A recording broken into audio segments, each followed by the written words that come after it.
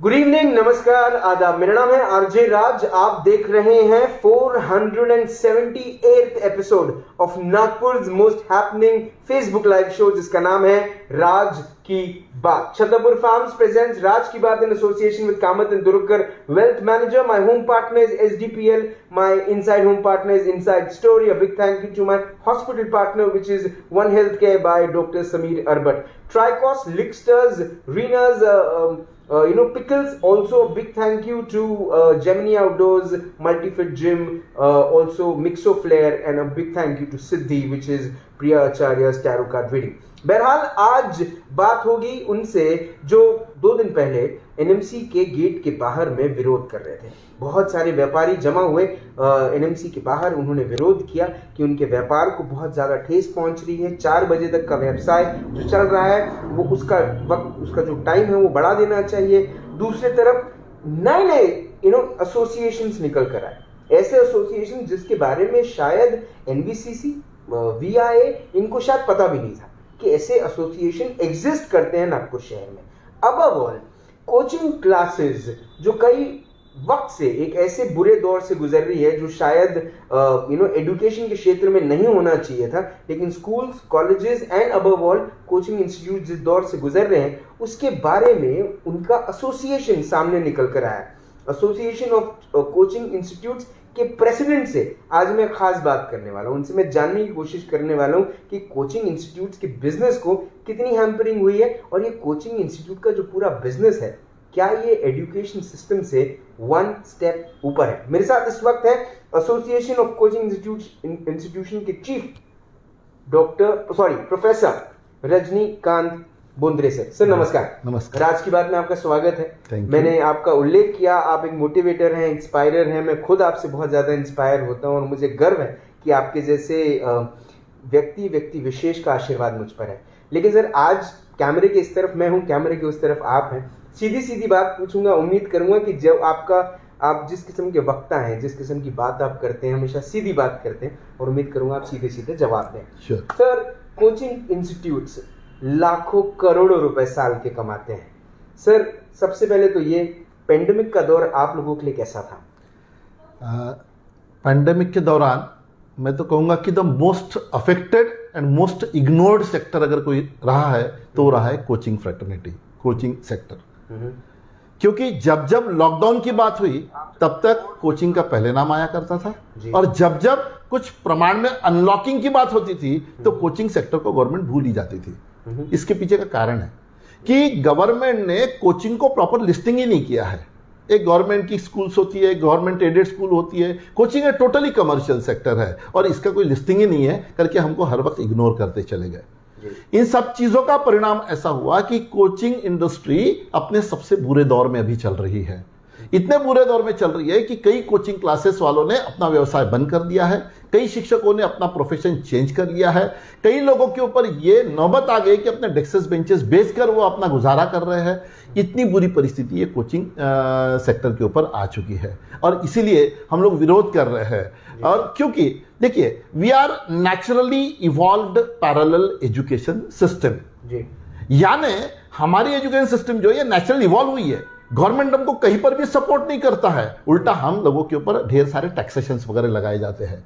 दूसरी बात मैं कहूंगा कि कोचिंग इंडस्ट्री में ऐसे चीजों का कोचिंग दिया जाता है जिसको पढ़ाने का कोई इंफ्रास्ट्रक्चर ही गवर्नमेंट के पास नहीं है। गवर्नमेंट मेडिकल में जाने के लिए नीट का एग्जाम लेती है, उसको पढ़ाने का कोई व्यवस्था गवर्नमेंट के पास नहीं है। इंजीनियरिंग में जाने के लिए JEE का एग्जाम लेता है, गवर्नमेंट के पास उसका कोई इंफ्रास्ट्रक्चर नहीं है। CA के लिए वैसी एंट्रेंस एग्जाम होती है, गवर्नमेंट के पास कोई इंफ्रास्ट्रक्चर उसका नहीं है। हम लोगों ने वो सर्विसेस सोसाइटी को प्रदान की है जिसकी गवर्नमेंट के पास कोई भी व्यवस्था नहीं है और इसीलिए ये कोचिंग सेक्टर को इतना इग्नोर करना मेरे हिसाब से तो बिल्कुल भी ठीक नहीं होगा। सर, आप कह रहे हैं कि अवॉइड किया जाता है। चलिए, आपको सरकार की तरफ से, प्रशासन की तरफ से सुविधाएं नहीं है, टैक्स में कटौती नहीं है, आप एजुकेशन सिस्टम का एक बड़ा हिस्सा हैं आप। लेकिन सर, ये भी तो नकारा नहीं जा सकता कि जिस किस्म की एजुकेशन मिल रही है स्कूल्स में, कोचिंग क्लासेस की, कोचिंग इंस्टीट्यूट्स की जरूरत क्या है? क्या स्कूल में अच्छी पढ़ाई नहीं हो रही?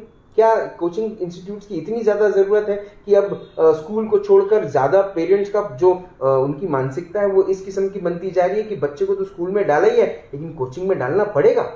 हाँ, इसका जवाब यह है कि ज़्यादातर आप देखेंगे जो कोचिंग फ्रेटर्निटी के अंदर जो लोग हैं वो स्कूल के सिलेबस को लेते हुए वो एंट्रेंस का प्रिपरेशन कराते हैं, जैसा जेडब्ल्यू का, नीट का, सीए एंट्रेंस हो गया, या फिर ग्रेजुएशन की पढ़ाई के साथ साथ वो लोग एमपीएससी, यूपीएससी, बैंकिंग, रेलवेज इनका ट्रेनिंग देते हैं। गवर्नमेंट के पास बेसिक एजुकेशन का इंफ्रास्ट्रक्चर है, हमारे पास एंट्रेंस एग्जाम का इंफ्रास्ट्रक्चर है, और इसीलिए ये पेरेंट्स को कोचिंग इंस्टीट्यूट में आना ही पड़ता है क्योंकि वो व्यवस्था गवर्नमेंट के पास नहीं है। मैंने कहा we are naturally evolved parallel education system, और इतना अच्छा काम करने के बाद हम लोग मेहनत से यहां तक पहुंचे हैं। हम लोग मेहनत से अपना एक मुकाम हम लोगों ने बनाया, कोचिंग सेक्टर के सभी टीचर्स ने, उन्होंने अपना खून पसीना यानी उसके पीछे बहाया हुआ है, और फिर भी ये जो कोचिंग सेक्टर है इसको गवर्नमेंट की तरफ से कुछ भी नहीं मिलता है। फाइनेंशियल्स के ऊपर कोई सवाल अगर आप मुझे पूछते हो तब आपके ख्याल में आएगा, मैं उसका जब जवाब दूंगा कि भाई हम लोगों के साथ हो क्या रहा है। तो मेरा सवाल ही यही है कि क्या अन्याय हो रहा है? आप कह रहे हैं अन्याय हो रहा है, आप कह रहे हैं कि साथ नहीं मिल रहा, क्या साथ चाहिए सर? मैं आपको बता दूं, पहली बात कि जिसका इंफ्रास्ट्रक्चर नहीं है गवर्नमेंट के पास, वो हम लोग पढ़ा रहे, और हमको गवर्नमेंट 18% जीएसटी लगाता है। आप देखिए 18% कौन से आइटम्स पे लगता है? 18% जीएसटी ये लग्जरी आइटम्स के ऊपर टैक्स लगता है। गवर्नमेंट अगर कोचिंग सेक्टर के ऊपर 18% टैक्स लगाता है, मतलब गवर्नमेंट ने मान लिया कि भाई ये नीट हो गया, जेडब्ल्यू हो गया, सीए हो गया, एमपीएससी हो गया, यूपीएससी हो गया, ऐसे जो एग्जाम्स है यानी लग्जरी आइटम है, मतलब जो रईस है उन्हीं के लिए है, तो 18% जीएसटी यही सबसे एकदम बेकार बात है हम लोगों के लिए। अब मैं आपको छोटा सा हिसाब देता हूं, ये सब लोगों को जान लेना बहुत आवश्यक है। जो आपको लगता है ना कोचिंग वाले बहुत पैसे लेते हैं, इसका उत्तर आपको मिल जाएगा। मोटा मोटा नागपुर में ले लीजिए, नीट या जेडब्ल्यू की एग्जाम अगर होती है, ठीक है, तो उसका फीस अगर देखेंगे तो 80,000 से लेके तो 1.5 लाख रुपए तक चार्ज किया जाता है। हम एवरेज 1 लाख से कैलकुलेट करके मैं आपको बताता हूं, कम ज्यादा सब लोग लेते हैं एवरेज से। अब 1 लाख जो फीस होती है, ये फीस आप समझ लीजिए 2 साल की, 1 साल की नहीं है, 11वीं 12वीं और उसके बाद में क्या आ रहा है एंट्रेंस, यानी 2 साल की फीस है। मतलब 1 साल की फीस कितनी हो गई? 50,000 रुपए। ये जो 50,000 फीस है, या मैं इसके भी पहले आऊंगा, 1 लाख जो फीस है इसमें गवर्नमेंट पहले तो 18% टैक्स कट कर लेती है, हमारा जीएसटी। 18% टैक्स अगर कट करेंगे तो 82,000 2 साल के हो गए। 82,000 को 1 साल का अगर यानी डिवाइडेड बाय 2 कर दे तो 1 साल का फीस कितना होगा? 41,000। मोटा मोटा 40,000 अगर फीस अगर है तो इसमें हम लोग 4 से 5 सब्जेक्ट स्टूडेंट्स को पढ़ाते हैं, तो मोटा मोटा आप ले लीजिए कि पर सब्जेक्ट पर ईयर हम लोग 10,000 रुपीज लेते हैं। अगर पर सब्जेक्ट पर ईयर 10,000 रुपीज लेते हैं तो per month it is less than even 1,000 rupees. अच्छा, इसमें फिर क्या है? कोचिंग वाले इलेक्ट्रिक का बिल कमर्शियल रेट में, पानी का बिल कमर्शियल रेट में, स्टडी मटेरियल के ऊपर जबरदस्त टैक्स, ठीक है, और ये सब चीजें। इसके अलावा फिर टीचर्स है, उनका पेमेंट, असिस्टेंट टीचर उनका पेमेंट, कंप्यूटर ऑपरेटर उनका पेमेंट, इंफ्रास्ट्रक्चर उसका रेंट। तो आप खर्चा अगर निकाल लेंगे तो मैं आपको बिल्कुल डिटेल में एक बैलेंस शीट के साथ बता सकता हूं कि आईआईटी पढ़ाने वाला टीचर भी पर मंथ पर सब्जेक्ट केवल 250 रुपए लेता है। अब आते स्कूल की तरफ, आप नागपुर की सीबीएसई स्कूल देख लीजिए, आप KG1 की फीस 1 लाख रुपया है, स्टैंडर्ड फर्स्ट की फीस 1,20,000 है, कई स्कूलों के अंदर है। वो 1 साल की 1 लाख और 1,20,000, वो फीस ज्यादा नहीं लग रही। और कोचिंग वालों की अगर 1 लाख एवरेज फीस है आईआईटी और नीट जैसे एग्जाम्स के लिए, तो ये परसेप्शन लोगों का बहुत गलत है। फिर एक मोटा कैलकुलेशन दे दूं, हम लोगों ने एक बार बैठकर एक कैलकुलेशन किया, 100 रुपया जब कोई कोचिंग वाले के पास आता है तो 22 रुपए ये गवर्नमेंट को जाते हैं, 18% टैक्स, और बाकी अगर कोई बहुत सारे बच्चे रहते हैं टर्नओवर में इनकम हो भी गया तो 30% इनकम टैक्स, तो 22 रुपए गवर्नमेंट के पास जाते हैं, और कोचिंग और इंस्टीट्यूट के ओनर के पास उसमें से केवल 4 या 5 ही रुपए जाते हैं। इसीलिए मैं सभी पब्लिक से विनती करता हूं कि आप लोग एजिटेट करें, क्योंकि आपके बच्चों को NEET, JW, MPSC, UPSC, CA ये अगर पढ़ाना है, उसमें आपके जेब में से जो पैसा जा रहा है उसमें से 22 रुपया गवर्नमेंट को जा रहा है, कोचिंग इंस्टीट्यूट को ज़्यादा नहीं मिल रहा है, नाम हमारा खराब हो रहा है, गवर्नमेंट पैसा कमा रही है जिनके पास ये पढ़ाने का इंफ्रास्ट्रक्चर भी नहीं है। करके आप सोचिए अभी कि कितना बड़ा अन्याय हम लोगों के ऊपर हो रहा है। हम मेहनत करके ऊपर भी आए, टैक्स भी पे करें, हमको पेरेंट को लगता है कि हम ही पैसे ले रहे हैं, और ऊपर से हम लोगों को ये 1.5 साल से बिल्कुल इग्नोर्ड है। हम लोग बिल्कुल लॉक करेंगे तो पहले लिखते हैं, अनलॉक तो उनके लिस्ट में नाम ही नहीं हम लोगों का, हर बार कागज लेके उनके पास जाना पड़ता है। तो ये बहुत बुरी बात है, हम लोगों के ऊपर बहुत अन्याय हो रहा है सर। लेकिन ऑनलाइन एजुकेशन एक दूसरा एक हिस्सा है जहां पर स्कूल्स में तो एजुकेशन शुरू है, कॉलेज में क्लासेस हो रही हैं, ऑनलाइन हो रही है, ट्यूशन भी ऑनलाइन हो सकती है, कोचिंग जो इंस्टीट्यूट्स हैं वो ऑनलाइन ट्रेनिंग ले सकते हैं, उसमें आप पीछे क्यों हट रहे हैं? नहीं, बिल्कुल भी नहीं है। इवन स्कूल्स के, कॉलेजेस के ऑनलाइन एजुकेशन से best of the best infrastructure ये कोचिंग वालों का है, ठीक है। लेकिन ऑनलाइन एजुकेशन के अपने बहुत बड़े ड्रॉबैक है। आप खुद सोच कर देखिए कि अगर आपका बच्चा कोई एंट्रेंस एग्जाम दे रहा है तो उसको कम से कम 6 आवर्स का टीचिंग होगा। तो आप ये सोच के देखिए 6 आवर्स ये कंटिन्यूस उसका स्क्रीन टाइम हो गया बच्चे का, तो उसके आंखों पर क्या असर पड़ेगा, उसके दिमाग पर क्या असर पड़ेगा। सर मेरा कल ही कोई साइकोलॉजिस्ट से बात हो रही थी, वो बोल रहे थे सर मेरे पास हर हफ्ते के अंदर 5-6 लोग पेरेंट्स अपने बच्चों का वो काउंसलिंग करने आते, साइकोलॉजिकल डिसऑर्डर्स डेवलप हो रहे हैं, इसके अंदर डाउट क्लियरिंग ये वो। और मैं आपको एक बात बता दूं, बच्चा जब ऑफलाइन क्लास में आएगा तब सर कोचिंग यानी केवल इंफॉर्मेशन पास ऑन नहीं करना है, इंफॉर्मेशन पास ऑन करने के लिए गैजेट काफी है, लेकिन एक्चुअल टीचिंग उसके बाद में चालू होता है, एप्लीकेशन नॉलेज उसके बाद में चालू होता है। जब बच्चा वो सब कुछ ऑनलाइन पढ़ लेता है, फिर वो अपने दिमाग में प्रोसेस करता है, प्रोसेसिंग करने के बाद उसके दिमाग में बहुत सवाल आते हैं, फिर वो सवाल टीचर को करता है, तो एक बच्चा सवाल नहीं कर पाता दूसरा करता है, तो इसको भी फायदा हो जाता है। बच्चे फिर टीचर ने जवाब देने के बाद वो बोलते हैं कि भाई यार वो ऐसा बताया सर ने ऐसा, चलो फिर से एक बार पूछते हैं। तो ये बच्चों का इंटरेक्शन जरूरी है, बच्चों का टीचर से इंटरेक्शन जरूरी है, 1-to-1 कनेक्ट बहुत जरूरी है। ऑनलाइन जस्ट इस तरीके का है, मैं आपको बता दूं कि सर यूट्यूब पे आपको बहुत सारे लोड करके दे दिया, आप आपके मर्जी से देखो, देख नहीं पाएगा सर बच्चा, ठीक है कि नहीं। उसको रेगुलेट करना पड़ता है, पर्सनल कनेक्ट रखना पड़ता है। वैसा कोचिंग क्लास वाले ये सब कुछ कर रहे हैं, लेकिन फिर भी वो 1-to-1 इंटरेक्शन चाहते हैं, क्योंकि परीक्षाएं आगे है। अभी नीट की एग्जाम आएगी, जेडब्ल्यू की एग्जाम आएगी, बच्चों की पढ़ाई हो गई, अब उस लेवल के ऊपर टीचर की ही जरूरत है। टीचर से इंटरेक्ट करेगा बच्चा तब समझेगा, नहीं करेगा तो उस लेवल तक पहुंच ही नहीं पाएगा, क्योंकि वहां सब application of knowledge based question होते हैं। तो ये सब चीजें होने की वजह से हम ऑफलाइन की डिमांड कर रहे हैं। कम से कम 50% स्टूडेंट के ऑफलाइन क्लासेस शुरू कर दिए जाए। हम चले भलाई डबल टाइम पढ़ाएंगे, आधे बच्चों पढ़ाएंगे, लेकिन बाकी स्टेट के बच्चे आगे जा रहे हैं, वहां भी तो कोविड जा सकता है ना, लेकिन हमारे स्टेट में चालू नहीं हुआ, वहां कोचिंग चालू है। सर आपने अपनी अभी आपने एक बात कही कि आप पेपर लेके हर महीने पहुंच जाते हैं, हर महीने आपने ऑफिस के दरवाजे खटखटाए। सर किस किस के ऑफिस के दरवाजे खटखटाए? सर हमने कलेक्टर को कई लेटर्स दिए हैं, हमने कमिश्नर को कई लेटर्स दिए हुए हैं, हमने यहाँ के महापौर को लेटर दिया है, हमने यहाँ के पालक मंत्री साहब को हम लोगों ने लेटर दिया हुआ है। इसके अलावा हम लोगों ने चीफ मिनिस्टर के वो साइट के ऊपर अपलोड किया है, एजुकेशन मिनिस्टर के साइट के ऊपर अपलोड किया है। पूरे महाराष्ट्र के अलग अलग कोचिंग ऑर्गेनाइजेशंस ने अब तक 28 मंत्रियों को हमारा रिप्रेजेंटेशन सौंपा है कि भाई हमको पहले कैटेगराइज करो, हम फोकस करो, हम लोग बच्चों को उल्टा ज्यादा सुरक्षित रख सकते हैं। मैं तो एक बहुत बढ़िया पॉइंट कहूंगा, इसको एक्सप्लेन भी कर सकता हूं मैं, कि कोचिंग शुरू करके बच्चों को कोविड से ज्यादा अच्छी तरीके से बचाया जा सकता है। आप इस पर मुझे सवाल कर सकते हो। कैसे? Straight forward, very good, I like it. कैसे मैं आपको बताता हूं। देखिए 15 महीने से बच्चे डंप है, ओके, पेरेंट्स तो अपने काम में रहते हैं, बच्चा घर में रहता है, उसके ऊपर किसी का कंट्रोल नहीं है। जब वो क्लासेस में नहीं जा रहा, तो उसकी वजह से वो बच्चा फिर बाहर निकल रहा है, बाहर निकल के ऊपर सब स्ट्रीट फूड्स चालू है, उसके दोस्तों के मिलने के ठिकान चालू है, वहां पर वो बहुत ज्यादा मजमे में इकट्ठा बैठते हैं, वहां कोई सोशल डिस्टेंसिंग फॉलो नहीं होता है। हैंड टू माउथ कनेक्शन चालू है, क्योंकि टपरिया चालू है, ठीक है, तो उसको इन्फेक्शन वहां उल्टा ज्यादा हो सकता है। अगर बच्चों को कोचिंग क्लास में भेजा जाए, कोचिंग क्लास के शिक्षक का इतना बढ़िया कंट्रोल और ट्यूनिंग बच्चों के ऊपर होता है कि वो खड़े भी हो जाए, और अगर उन्होंने बोल दिया कि नहीं भी सोशल डिस्टेंसिंग मेंटेन हो तो मेंटेन हो। आप अभी क्लासरूम में जाके चल के देखिए, बाकायदा हम लोगों ने मार्किंग करके रखा, यहाँ बैठेगा बच्चा जब भी चालू होगा, तो हमारे सामने वो बच्चे क्राउडिंग नहीं कर सकते, हम लोगों का इतना वजन होता है। ये पहली बात। दूसरा, आप भी अभी आए मेरे प्रीमाइसेस में, आपने देखा होगा, आए बराबर सैनिटाइज किया होगा, टेम्परेचर आपका वो चेक कर लेते हैं, ये सब चीजें होती रहती है, ठीक है। तो हम लोग बच्चों को सुरक्षित वातावरण में रखते हैं। तो आप सोचो कि ये 5 घंटे 6 घंटे सुरक्षित वातावरण में विद 50% अगर अटेंडेंस रह जाए, बाद में हम होमवर्क देंगे तो कल पूछेंगे, तो बच्चा घर में जाके भी क्या हो गया, उसी के अंदर बिजी हो गया।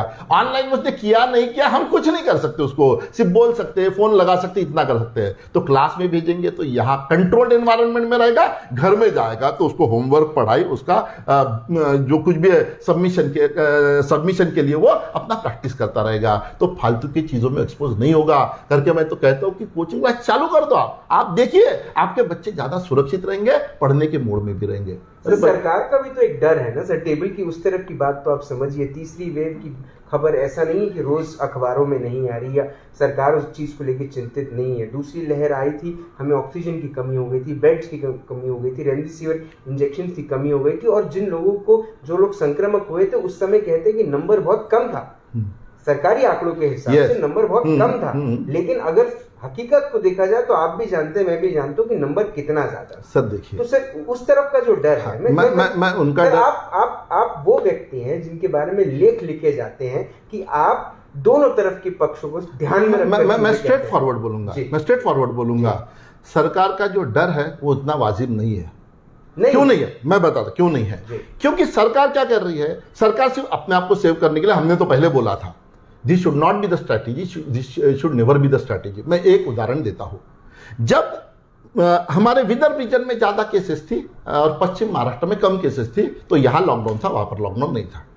और जब वहां ज्यादा केसेस हो गई और उसके बाद में यहां कम केसेस हो गई, तो यहां अनलॉक नहीं किया गया।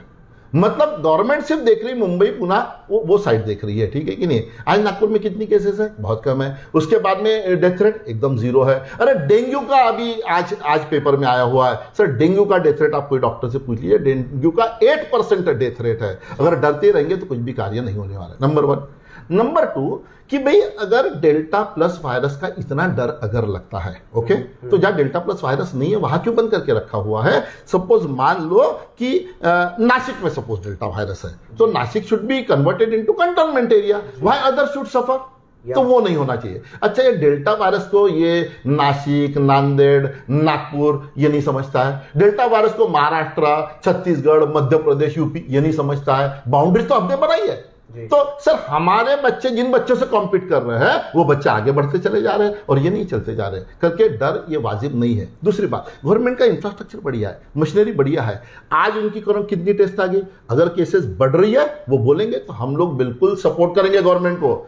हम टीचर्स हैं, हम नेशन बिल्डिंग के काम में कभी हम रोड़ा नहीं अटकाएंगे। लेकिन अब जो बात हो रही है वो बिल्कुल भी ठीक नहीं है, ठीक है, क्योंकि ये लोगों के पास सब इंफ्रास्ट्रक्चर है, सब मशीनरी है, बढ़ रहा कि घट रहा ये सब देख सकते हैं। जब बढ़ेंगे, इन्होंने अपील किया हम बिल्कुल बंद कर देंगे, लेकिन अब परीक्षा वो के ऊपर है, बच्चों को बहुत जरूरत है, डेथ रेट भी 0 हो चुका है, तो क्या बात है भाई, बच्चों को भेजने में क्या दिक्कत है। पेरेंट्स रोज फोन करते हैं, बच्चे फोन करते हैं, सर पर्सनल नहीं किया, सर पर्सनल डाउट क्लियरिंग नहीं किया, तो वो तरस गए हम लोग बच्चों को देखने के लिए, बच्चे हमको देखने के लिए तरस गए, क्योंकि अब एग्जाम एकदम सर पर आ चुकी है, क्या करेंगे बच्चे। सर मिसेस वर्षा गायकवाड़ जो हमारी एजुकेशन मिनिस्टर है, कभी उनकी तरफ आपने जाने की कोशिश करी क्या, उनसे कभी आपके एसोसिएशन में कोशिश? हम लोगों के मुंबई पुणे के जो है, मुंबई पुणे बीड़ औरंगाबाद वहाँ के जो है वो एसोसिएशन ने उनको कई लेटर्स दिए हैं।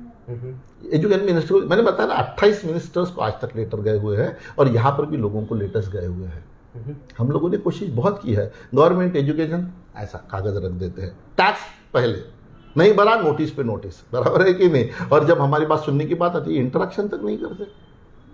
सर हम लोग बड़े नाराज हैं, मैं आपको बता दूं, हम लोग बड़े नाराज हैं। टीचर्स के अंदर बहुत ही असंतोष अभी उबल रहा है, टीचर्स यानी बहुत परेशान हैं। और आप सब लोग जानते हो कि हमारा देश आर्य चाणक्य का देश है, ठीक है कि नहीं।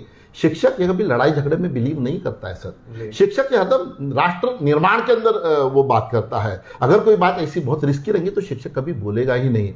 या आर्य चाणक्य के देश के अंदर शिक्षक ज्यादा असंतोषी हो गया, एक बार शिक्षक की अगर शिखा खुल जाए तो सैलाब आ जाएगा। बस इतना मैं एक हिंट करके बोल सकता हूँ। अंदर से शिक्षक और उनके विद्यार्थी बहुत परेशान हैं। इसके रिजल्ट्स आने वाले दिनों में इलेक्शंस में गवर्नमेंट को देखने पड़ सकते हैं, ये मैं बोल रहा हूँ, ठीक है। हाथ जोड़ के विनती है, ओपन करो। अदरवाइज इस चीज का मैं जो बोल रहा हूँ गलत बोल रहा हूँ तो एनालिसिस करो। आपके पास सब इंफ्रास्ट्रक्चर है, आपका इंटेलिजेंस बड़ा स्ट्रांग है, बट ये फैक्ट है अभी ये सब कुछ होने वाला है। सर जो आंदोलन हुआ, अब एक आंदोलन और लेवल पे शुरू है नागपुर शहर में, वो है नो स्कूल नो फीस का। वो भी आंदोलन एक शुरू है। वो भी उम्मीद है कि कुछ एजुकेशन सिस्टम, कुछ उनको भी पेरेंट्स को भी, पालकों को भी कुछ मदद करे। सर एक तरफ वो एजुटेशन शुरू है, एक तरफ आपका एजुटेशन है। वो कहते हैं कि स्कूल्स और कॉलेजेस ने इतना पैसा बना लिया इतने सालों में कि अब तो उनके नाम पे एक इन्वेस्टिगेशन शुरू हो गई कि एक्स्ट्रा चार्ज किया है स्कूल्स ने पेरेंट्स को, और वो स्कूल्स के ऊपर में बकाया अमाउंट निकल रहा है। लेकिन वहीं पर कोचिंग इंस्टीट्यूट में अब आपकी ये है कि चालू होना चाहिए। लेकिन सर जितने भी कोचिंग इंस्टीट्यूट्स हैं उनकी भी तो बड़ी बड़ी बिल्डिंगें हैं नहीं सर, इतने सालों से उन्होंने भी तो एक इंफ्रास्ट्रक्चर बनाया, इतना तो पैसा बनाया है। मैं आता हूँ सर, मैं आता हूँ इसके ऊपर, ठीक है कि नहीं। ये कोचिंग इंडस्ट्री वाले लोग, आप पिछले एक साल के आप प्रेस में जो आया हुआ है ना, वो सब कुछ देख लीजिए। आप ही लोग छपाते हो, प्रेस वाले, मीडिया वाले, जितने भी। एक साल पहले की बात कर रहा हूं मैं तो पूरे पेंडेमिक के पहले की बात कर रहा हूं। हाँ, सर सुखी टाइम तो था, चल रहा था सर, मैं बता रहा हूँ अभी, ठीक है कि नहीं। तो आपको दिखेगा कि पैंडेमिक के पूरे काल में जितने गवर्नमेंट के जो एडेड या गवर्नमेंट की जो स्कूल है, वहाँ के टीचरों ने सिर्फ डिमांड किया है कि हमारा इंक्रीमेंट बढ़ाया जाए, हमको कोविड ड्यूटी नहीं लगाया जाए, हमको एक इंक्रीमेंट बढ़ाया जाए, और क्या क्या दुनिया भर की डिमांड। छठवें वेतन पे पहुंच गए। और हम लोगों को ये सब कुछ नहीं हुआ है सर, ठीक है कि नहीं। और हालत में आपको अभी बताया कि ये जो परसेप्शन है सर, हर एक कोचिंग वाले ने जितनी मेहनत किया है उसका कोई क्या होता है, रिजर्व फंड्स नहीं है। वो क्या करता है सर, कोचिंग वाला, कंपटीशन बहुत है, गवर्नमेंट के टैक्सेशन बहुत है, बढ़ते चले जा रहे हैं। अर्न किया, बच्चों के लिए डाला, अर्न किया, बच्चों के लिए डाला, ठीक है कि नहीं। तो बिल्डिंग दिख रही, तो लेकिन बिल्डिंग का EMI चुकाते चुकाते पसीने छूट रहे उसको, ठीक है कि नहीं। तो सर इतने रिजर्व फंड नहीं है। दूसरी बात, कुछ भी चीजें सब्सिडाइज रेट में नहीं है, कोई भी स्कीम गवर्नमेंट की नहीं है, ठीक है कि नहीं।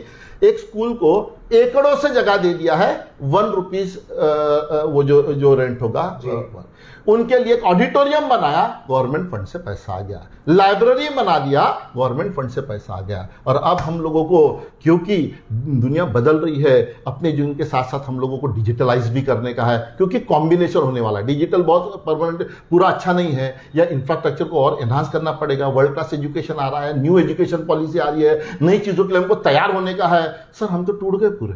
नई एजुकेशन पॉलिसी के लिए कोई कोचिंग वाला तैयार नहीं है, कोई तैयार नहीं, पैसे ही नहीं। आपको ऐसा लग रहा है, लेकिन मैंने बताया कि जो भी पैसे हम कमाते हैं, ऐसा आपको लगता है, उसमें से 22 पैसे से, ₹1 में से या ₹100 से ₹22 गवर्नमेंट को जा रहा है, हमको 3 या ₹4 मिल रहा है। ये फैक्ट है, आप कभी भी इसको टैली कर लीजिएगा, ठीक है कि नहीं। सर आपकी एक उम्र निकल गई सर, आपका एक्सपीरियंस है इतने वर्षों से, आप कोचिंग क्लासेस में हम people respect to as professor Rajinikanth sir.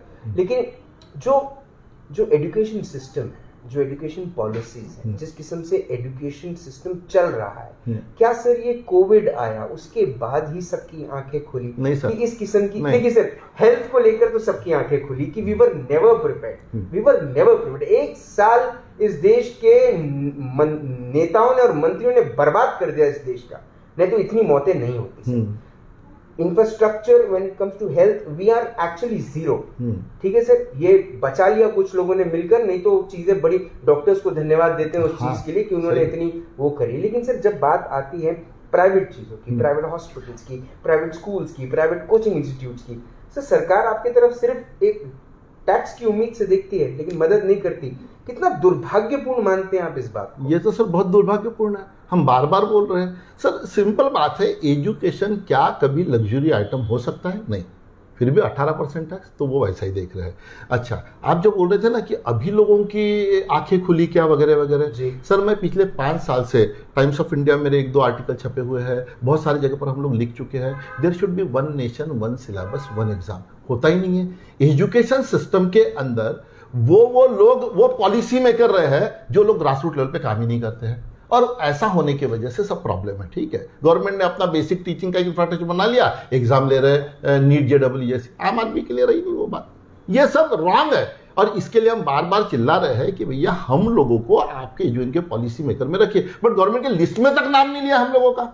हम जो मेजर काम कर रहे हैं, सभी लोगों को प्रोफेशनल कॉलेज में जाने के लिए जो हम लोग पढ़ा रहे हैं, ठीक है कि नहीं, तो हमारा नाम ही नहीं गवर्नमेंट की लिस्ट में। हम कहा, ये समझ में नहीं आता, हम केवल रेवेन्यू वाले डिपार्टमेंट में नाम है हम लोगों का, बट गवर्नमेंट की लिस्ट में हम लोग कहीं नहीं। कहाँ पर है आप बताइए, पूछिए उनको। बहुत दुर्भाग्यपूर्ण है। सर विचार करना पड़ेगा। सर क्या मैं आप राजनीतिक चीज़ों पे कमेंट नहीं करते हैं, ये मुझे पता है कि आप राजनीतिक से रिलेटेड चीज़ों पे कमेंट नहीं करते हैं, लेकिन सर जो मेरा सवाल है आपसे वो ये है कि क्या सर बीजेपी की सरकार होती तो क्या शायद इन पॉलिसीज़ में चेंजेस आते? क्या आपको लगता है कि कोचिंग इंस्टीट्यूट्स चल पाते, बेहतर स्थिति होती? मेरा कहना यह है, सरकार जो भी होती तो वो सरकार के वो जो स्ट्रक्चर रहता है कौन सा, फॉर एग्जांपल अभी जो भी सरकार है उनमें ये मिनिस्ट्री इसकी, ये मिनिस्ट्री वो मिनिस्ट्री, वो अपने हिसाब से सोच रहे हैं, ठीक है।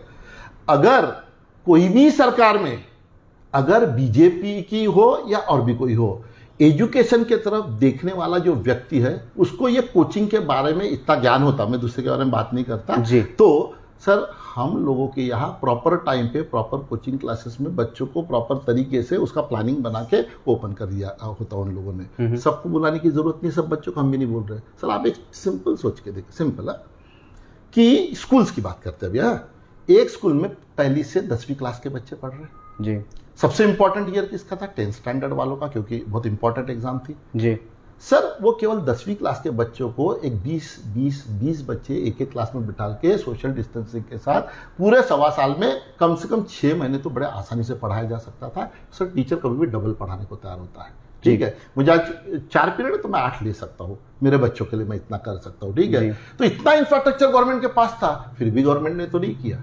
और मजे की बात कि बोर्ड की एग्जाम का रिजल्ट लगा दिया पिछले एनालिसिस के ऊपर, और 11th-12th के एग्जाम के लिए मैंने अभी वो देखा उनका कि भाई वो ऑफलाइन एग्जाम लेके उसके मार्क्स के आधार पर वो 11th-12th में एडमिशन देंगे। कहाँ सोचे मुझे बताइए। That depends upon a particular person sitting on a chair and looking at that particular department, ठीक है।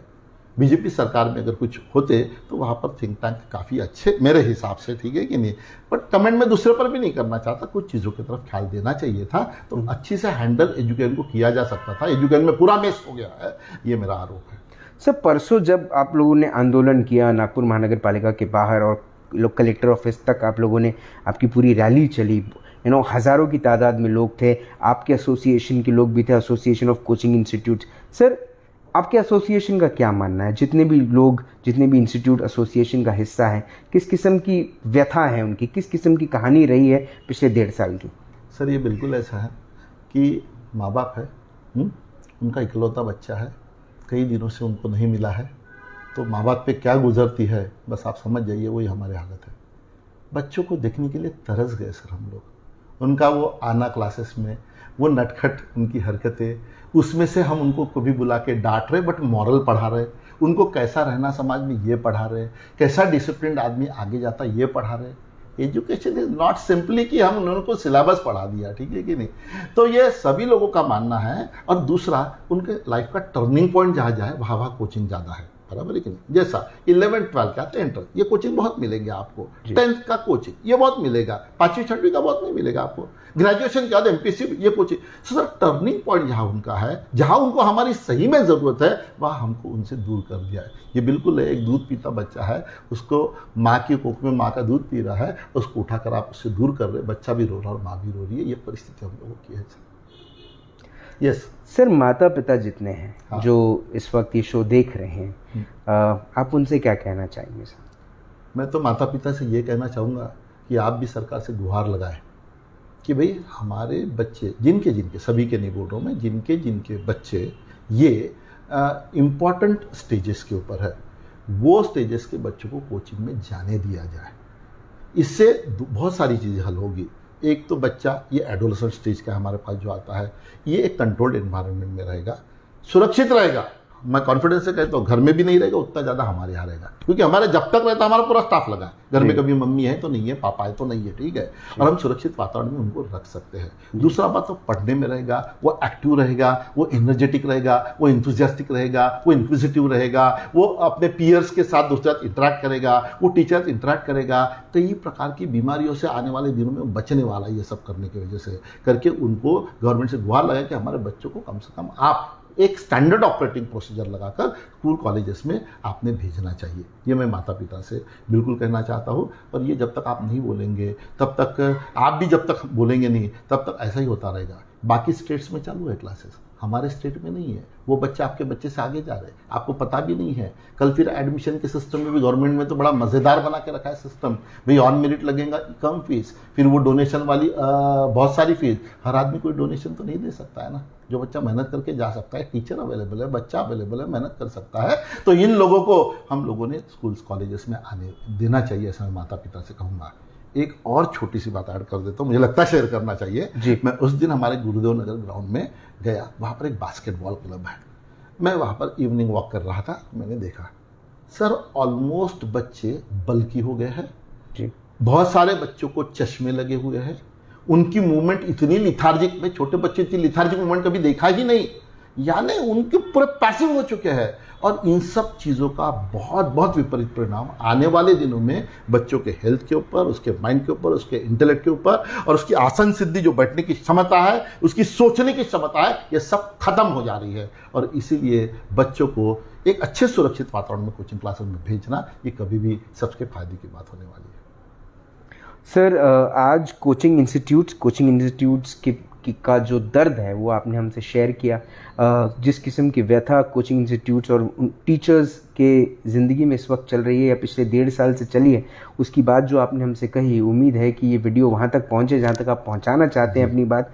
अगर न पहुँचे तो मुझे माफ़ कीजिएगा, अगर पहुँच जाए तो उम्मीद आप जैसे करना है, मैं भी उम्मीद करूँगा कि आपकी बात, आपकी तकलीफ़ सरकार तक पहुँचे और सरकार आपकी तकलीफ़ में आज आपके साथ खड़े रहे, क्योंकि आप वो टैक्स पेइंग सिटीज़न हैं इस प्रदेश के जिनको उनका अधिकार मिलना चाहिए। आपने अपना वक्त दिया, आपने हमसे बात करी, उसके लिए बहुत बहुत धन्यवाद।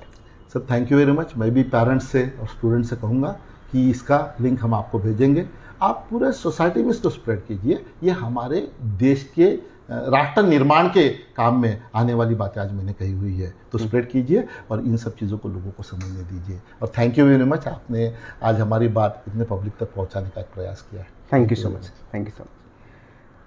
प्रोफेसर रजनीकांत बोंद्रे सर से मुलाकात हुई। रजनीकांत सर प्रोफेसर हैं, कई वर्षों से पढ़ा रहे हैं बच्चों को, बच्चों के करियर में मदद कर रहे हैं। राष्ट्र निर्माण में एक टीचर का एक बहुत अहम रोल होता है, लेकिन ये बात शायद वो नहीं समझ पा रहे। देखिए आज मैं नेताओं को कुछ नहीं कहूँगा, मैं क्यों नहीं कहूँगा नेताओं को, मैं आपको ये वजह भी बताता हूँ। क्योंकि नेता पढ़े लिखे नहीं होते ना साहब, बहुत ज़्यादा पढ़े लिखे नेता बहुत कम देखने को मिलते हैं।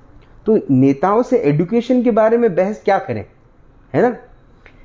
बात मैं उनसे करूँगा जिन्होंने बड़ी बड़ी डिग्रियां ली हैं और बड़े बड़े पद पे वो डिपार्टमेंट्स के हेड बन के बैठे हैं, है ना।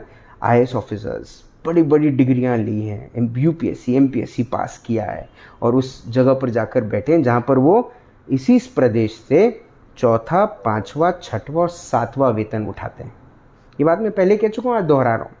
ये वो अफसर हैं जो जिस दिन अपनी चेयर पकड़ते हैं उस दिन बड़े बड़े वादे कर लेते हैं खुद से कि मैं चेंज लाऊंगा, मैं इस किस्म की सिस्टम क्रिएट करूंगा जो सिस्टम दुनिया याद रखेगी कि इसके कार्यकाल में ये बढ़िया सिस्टम बना। दुर्भाग्य की बात यह है कि कुछ समय के बाद वो अफसर अपना काम भूल जाता है और नेता की चापलूसी करते हुए फिर वो जिंदगी में आगे बढ़ता जाता है। उसको ट्रेन का ट्रैवल, फ्लाइट का ट्रैवल तो फ्री है ही, बंगला फ्री, बंगले में माली फ्री, कुक फ्री, आए दिन शॉपिंग मॉल में बड़ी शॉपिंग, डायमंड ज्वेलरी, बड़ी बड़ी कारें, बच्चा अमेरिका में पढ़ रहा है, बढ़िया है, सुखद, बिल्कुल सुखद माहौल है।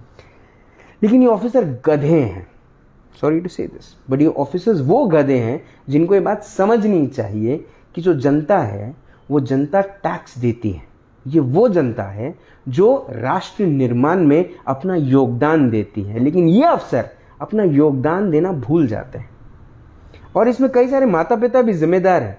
आज वो अपने बच्चे को PUBG खेलता हुआ देख रहे हैं, लेकिन उनके दिमाग में ये नहीं आ रहा कि उन्होंने अपने बच्चे को एक कोचिंग इंस्टीट्यूट में भेज देना चाहिए।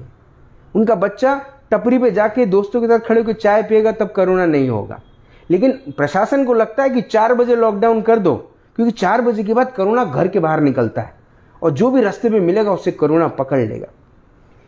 समय की बात समझ नहीं आती साहब कि 4 बजे के बाद कोरोना कैसे बाहर निकलता है। ये बात भी समझ में नहीं आती कि Saturday Sunday Karuna is very busy, है ना, Karuna is very busy. Saturday Sunday भाई उसका काम है, उसका परफॉर्मेंस है, उसको परफॉर्मेंस उसका अप्रेजल आएगा कि एक हफ्ते में करुणा ने सैटरडे संडे क्या किया।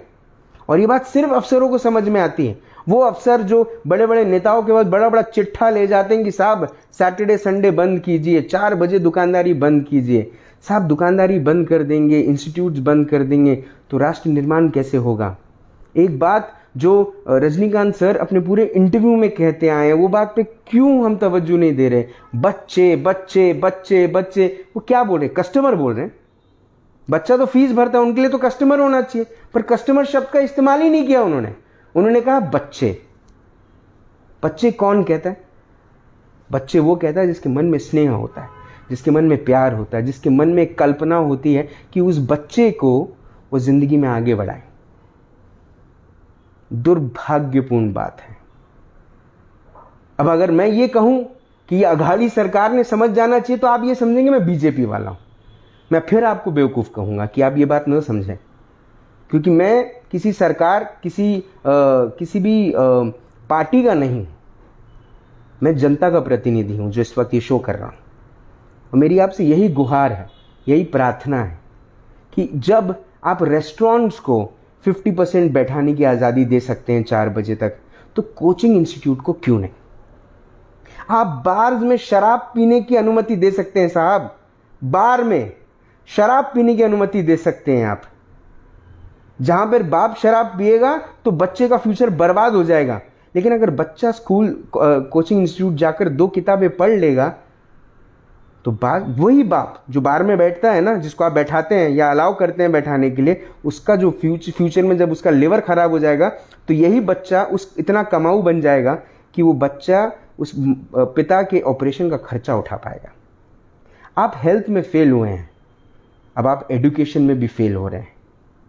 ये बात आपको पता रहनी चाहिए, शायद पता भी होगी, लेकिन रात को शायद आप सो पाते हैं, लेकिन ये कोचिंग इंस्टीट्यूट के प्रोफेसर्स, टीचर्स नहीं सो पाते, और वो माँ बाप भी नहीं सो पा रहे जो उम्मीद करते हैं कि एक दिन बदलाव आएगा, और एक ऐसा बदलाव आएगा, एक ऐसी आंधी आएगी। आप कहते हैं ना लहर आई, कभी किसी नेता की लहर आई, कभी किसी वायरस की लहर आई, एक दिन जनता की लहर आएगी। और ये जनता ना फिर अघाड़ी देखेगी, ना अड़ानी देखेगी, ना अनाड़ी देखेगी, ना किसी को देखेगी। ये जनता अपने अधिकारों को देखेगी, और वो अधिकार उनको दिया इस देश के संविधान ने, आदरणीय डॉक्टर बाबा साहब अम्बेडकर ने। ये बात अगर आप लोगों तक पहुंचा सकते हैं, ये वीडियो को तो पहुंचाइएगा, नहीं तो शायद ये देश आपको कभी माफ़ ना करे। कल 5 बजे फिर मिलूंगा राज की बात पे।